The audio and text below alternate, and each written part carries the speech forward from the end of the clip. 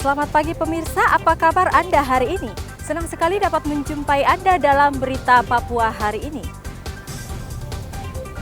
Saya Yuni Rumbarar bersama tim redaksi telah menyiapkan sejumlah berita menarik dan aktual untuk Anda. Berikut 3 berita utama.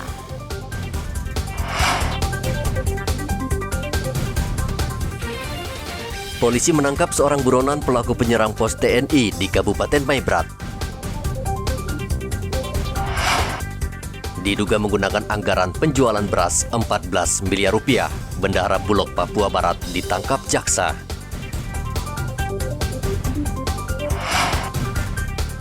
Pencurian marak di Merauke, polisi himbau pemilik toko waspada.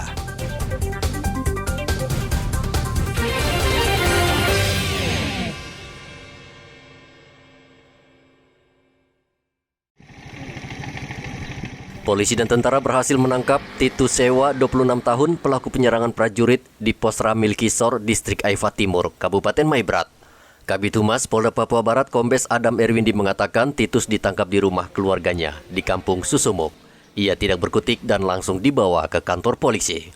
Menangkap satu orang DPO penyerangan Pos Ramil Kisor yang terjadi pada 2 September 2021 tersebut. Adapun nama DPO tersebut yaitu Yan Waris. Ini DPO-nya. Ini foto DPO-nya yang berhasil ditangkap atas nama Yan Waris Sewa alias Yan alias Titus Sewa, 26 tahun, Maibrat. Peran daripada Yan Waris Sewa atau Titus Sewa ini yaitu pada saat kejadian turut serta bersama pelaku-pelaku lainnya dengan membawa senjata panah dan posisinya berdiri di luar mengawasi situasi di luar saat rekan-rekannya melaksanakan pembantaian ataupun melakukan tindak pidana pembunuhan terhadap 4 orang personil TNI yang berada di pos Kisor tersebut. Terhadap yang bersangkutan dikenakan pasal 340 KUHP Jungto 338, subsidiar 338, pasal 340 KUHP subsidiar 338, Jungto 5556 KUHP. Jadi total DPO yang sudah ditangkap terkait kasus Kisor sudah 11 orang, sebagian besar sudah menjalani proses pidananya. Kemudian dari 21 DPO yang ada, baik DPO maupun pengembangannya. Saat penangkapan di rumah tersangka, petugas juga membawa 6 orang ke kantor polisi. Saat ini mereka sudah diperiksa dan dimintai keterangan, serta sudah dikembalikan ke kampungnya masing-masing karena tidak terbukti bersalah. Titus terlibat penyerangan Pos Ramil Kisor bersama para pelaku lain. Tersangka membawa panah dan menunggu di luar saat teman-temannya menembak mati 4 prajurit di Pos Ramil Kisor pada 21 September tahun lalu. Edi Musahidin melaporkan dari Manokwari, Papua Barat.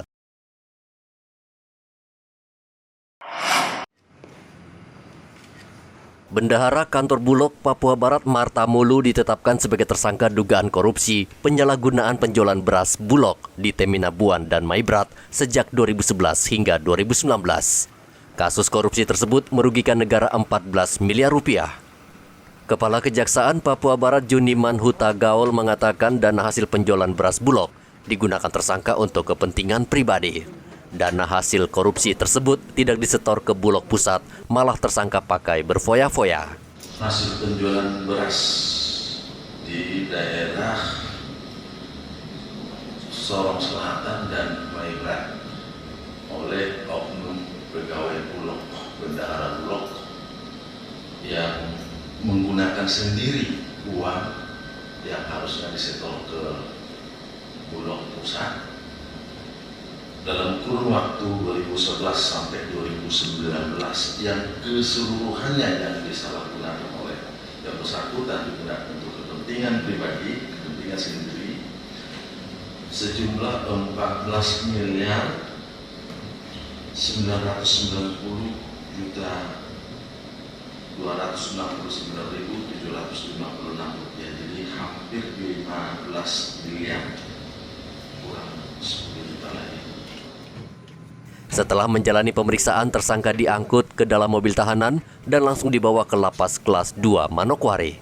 Kejati saat ini menelisik apakah ada dugaan pencucian uang yang dilakukan tersangka. Tersangka dikenai pasal 2 atau 3 Undang-Undang Tipikor tahun 1999 dengan ancaman kurungan penjara 20 tahun. Edi Musahidin melaporkan dari Manokwari, Papua Barat.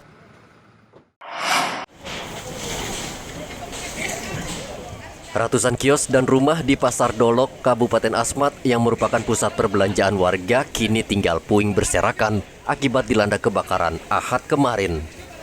121 kios dan 4 rumah milik warga kini rata dengan tanah. Dalam sekejap kobaran api menghanguskan seluruh kios yang terbuat dari kayu. Polisi masih menyelidiki penyebab kebakaran, namun beberapa saksi mengatakan api diduga berasal dari salah satu kios yang juga menjual BBM.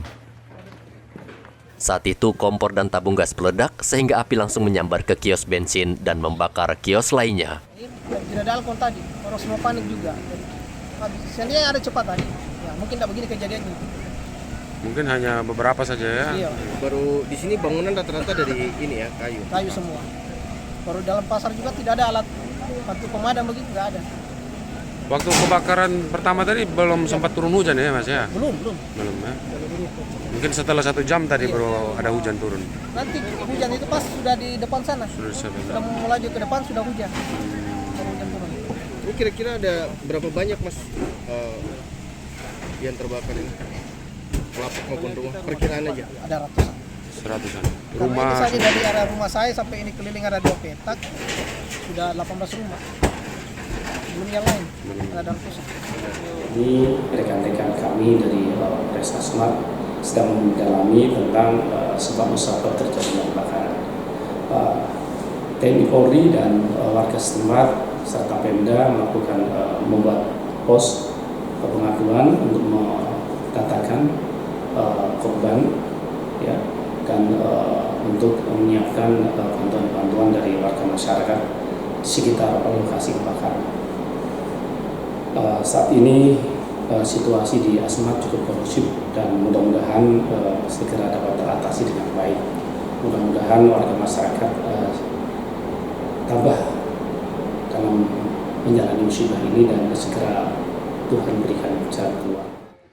Sisa api masih terlihat di lokasi kebakaran, sementara korban kebakaran saat ini mengungsi ke sanak keluarga.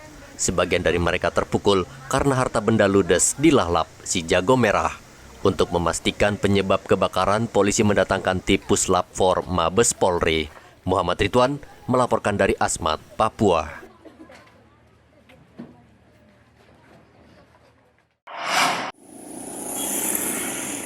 Akhir-akhir ini kasus pembobolan toko di Merauke sering terjadi dengan kerugian mencapai ratusan juta rupiah. Polres Merauke meminta pemilik toko agar lebih waspada karena banyak toko yang pengamanannya kurang baik sehingga mudah menjadi sasaran kawanan pencuri. Kasih Humas Polres Merauke AKP Ahmad Nurung meminta pengusaha atau pemilik toko, khususnya toko emas di lokasi ramai, agar berperan menjadi polisi bagi diri sendiri, misalnya dengan rutin mengecek toko, serta segera melapor ke polisi terdekat bila ada sesuatu yang mencurigakan. Kepada semua para pengusaha maupun rumah-rumah yang ada di Kota Merauke dan sekitarnya ini, kita berharap kiranya dapat menjaga ya toko maupun rumah dengan cara lebih aman. Bagaimana caranya supaya pencuri tidak bisa masuk lagi ke dalam rumah maupun toko. Oleh karena itu, ya kita himbau sama-sama kita menjaga masing-masing diri, masing-masing harta benda. Ya, dikatakan bahwa bisanya kita menjadi polisi sendiri untuk kita. 2 pekan terakhir, kawanan pencuri berhasil membobol toko emas dan toko elektronik yang berada di kawasan strategis di Jalan Protokol. Lokasi tersebut sangat ramai namun tidak menyurutkan niat pelaku untuk beraksi. Hingga saat ini polisi masih memburu sejumlah pelaku. Muhammad Ridwan melaporkan dari Merauke, Papua.